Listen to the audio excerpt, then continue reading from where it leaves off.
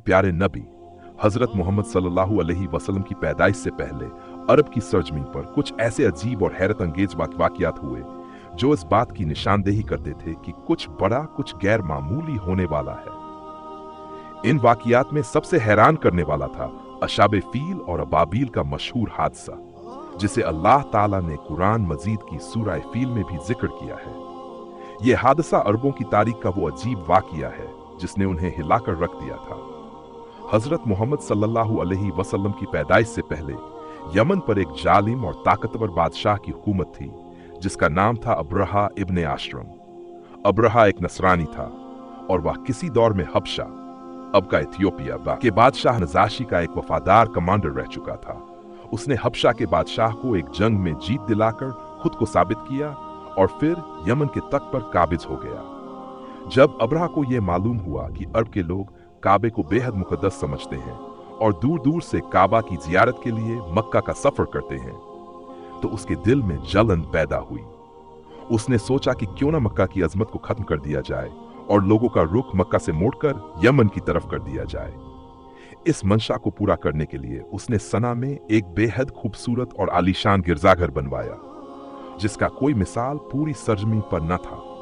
उसने अपने गिरजाघर की तारीफें चारों तरफ फैलाने के लिए अपने लोग पूरे अरब में भेजे और ऐलान करवाया कि अब हर कोई सना आकर इस गिरजाघर की जियारत करे।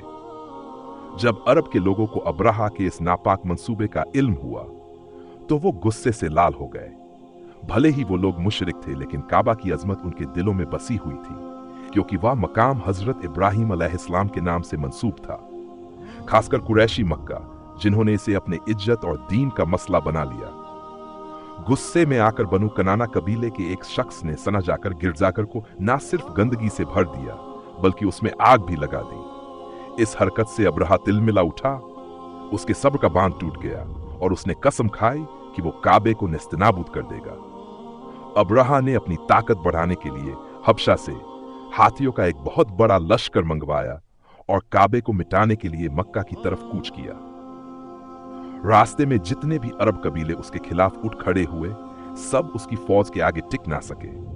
वो बहादुर कबीले जो अपने नाम से दुश्मनों के दिलों में खौफ पैदा करते थे, वो भी अब्रहा के सामने घुटने टेकते चले गए। जब अब्रहा मक्का के करीब पहुंचा तो उसने मक्के के सरदार हजरत अब्दुल मुतल्लिब के ऊंट भी अपने कब्जे में ले लिए। जब हजरत अब्दुल मुतल्लिब को इसका इल्म हुआ तो उन्होंने अब्रहा से मिलने का इरादा किया। जब अब्रहा ने आपको देखा तो वह आपकी हसीन और बुलंद शख्सियत से मरहूम हो गया और आपको देखकर बेख्तियार खड़ा हो गया।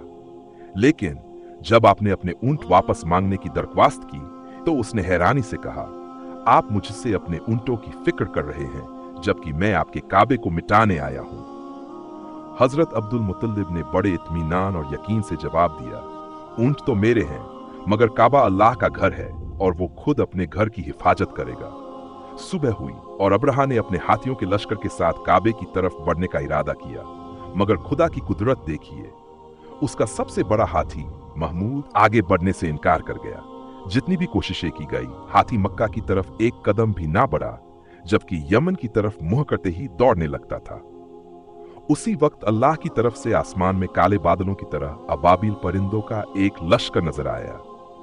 उनके पंजों और चोंच में छोटी छोटी कंकड़ें थीं जो अल्लाह के कहर की मिसाल थीं। जब इन परिंदों ने कंकड़े बरसानी शुरू की तो वो छोटे छोटे कंकड़ नहीं बल्कि अल्लाह का कहर थीं जो फौजियों और हाथियों के जिस्मों को आर पार करती हुई गिर रही थी। अब्रहा की फौज में भगदड़ मच गई और देखते ही देखते वह ताकतवर लश्कर चंद लम्हों में मिट्टी में मिल गया। हर फौजी के जिस्म के टुकड़े टुकड़े हो गए और वो सरजमीन पर बिखर गए। इस हादसे के बाद काबा की अजमत और कुरैशी मक्का की इज्जत में बेहिसाब इजाफा हुआ। यही वो साल था जिसे आमुल फील कहा गया। और चंद महीने बाद इसी साल अल्लाह ने इस सरजमीन को हजरत मोहम्मद सल्लल्लाहु अलैहि वसल्लम की पैदाइश से नवाजा। अल्लाह ताला हम सबको कल्बे सलीमता फरमाए और कुरान पाक और हदीस रसूल पर अमल करने की तौफीक दे। आमीन।